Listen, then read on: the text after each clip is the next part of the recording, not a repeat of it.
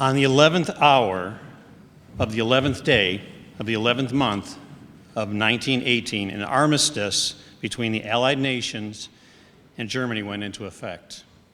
The fighting on the Western Front of World War I ended at that moment. The following year, Woodrow Wilson proclaimed November 11th as Armistice Day, a day to reflect the heroism of those who died in this country's service. The United States Congress made November 11th a holiday in 1938. In 1954, Congress amended that law by striking out the word armistice and inserting the word veterans, and thus November 11th became a day to honor all American veterans.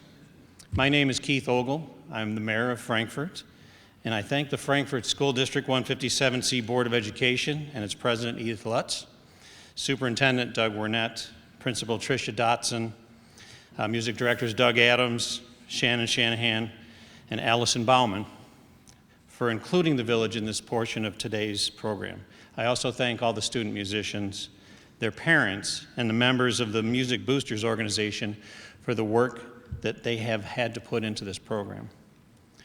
In November of 1861, during the American Civil War, Mrs. Julia Ward Howe attended a Union Army review near Washington, D.C. She heard soldiers singing a song about John Brown. John Brown was an abolitionist who had been executed. She was inspired by the tune.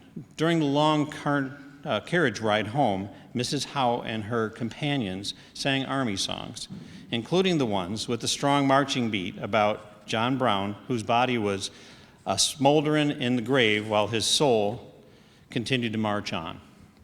The next morning, Mrs. Howe awoke early, and she began to write the poetic words that would become known as the Battle Hymn of the Republic. The band will now play the Battle Hymn of the Republic, which depicts the experience and commemorates those who fought and died to preserve our Union.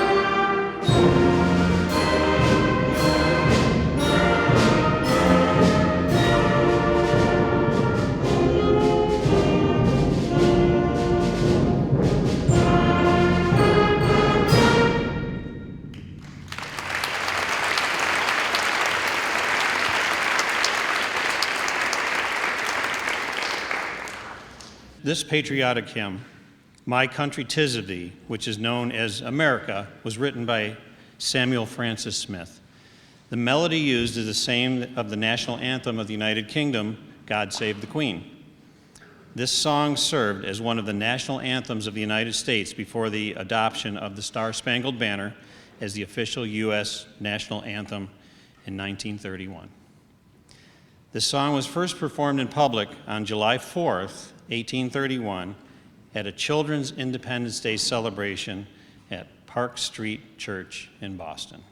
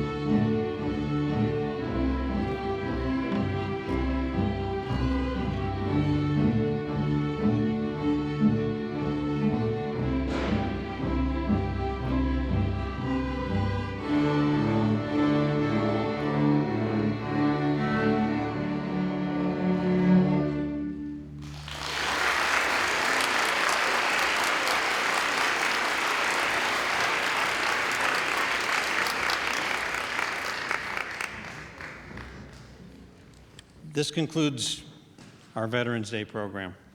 I thank the students of the Hickory Creek Orchestra and Symphonic Band for their excellent performances of patriotic music, and I thank music directors Doug Adams, Shannon Shanahan, and Allison Bauman, as well as Principal Dotson, Superintendent Warnett, and the Board of Education and President Edith Lutz for her cooperation in bringing this Veterans Day program to Frankfort. On this Veterans Day, let us think about the sacrifices made by our veterans and the sacrifices that are being made by those who currently serve on active duty in the armed forces of the United States. We thank them for their service, and we thank all of you for remembering our servicemen and women on this Veterans Day. Thank you. Now let's hear an arrangement of Doug Adams, of Samuel Ward's America the Beautiful, one of the most popular of the many U.S. patriotic songs.